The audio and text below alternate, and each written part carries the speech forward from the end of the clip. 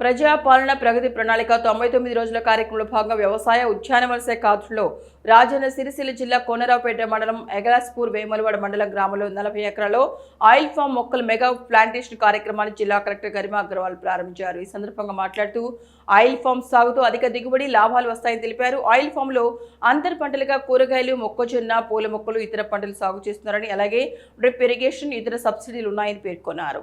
మన తెలంగాణ ప్రభుత్వం ద్వారా 99 డేస్ యాక్షన్ ప్లాన్ ప్రజాపాలన ప్రగతి ప్రణాళిక కిందికి ప్రతి డిపార్ట్మెంట్ ద్వారా యాక్టివిటీస్ జరుగుతున్నాయి.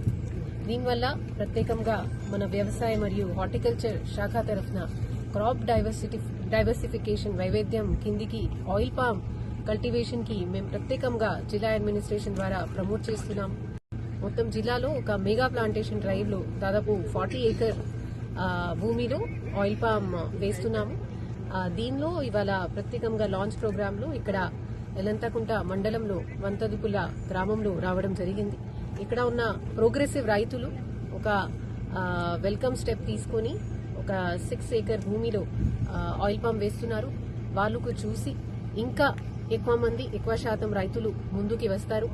ఇప్పుడు ప్రత్యేకంగా మన జిల్లా పక్కనే కొత్త ఆయిల్ పామ్ ఫ్యాక్టరీ కూడా ఆనరబుల్ సీఎం గారు ఇనాగ్రేట్ చేస్తున్నారు. కాబట్టి అది చూసి ఇంకా చాలా మంది రైతులు ప్రోత్సహించి వాళ్ళు భూమిలో కూడా ఈ ఆయిల్ పామ్ పంటలు వేస్తారు. దీంతో పాటు ఇంటర్ క్రాపింగ్, మనకి ప్లాంటేషన్, డ్రిప్ సబ్సిడీ కూడా చాలా ఉన్నాయి. అది అన్ని గవర్నమెంట్ బెనిఫిట్స్ కి తీసుకుని వాళ్ళు ఒక ప్రోగ్రెసివ్ ఫార్మర్ లాగా ముందుకు వస్తారు అని ఆశిస్తున్నాం, కోరుతున్నాం. Thank you.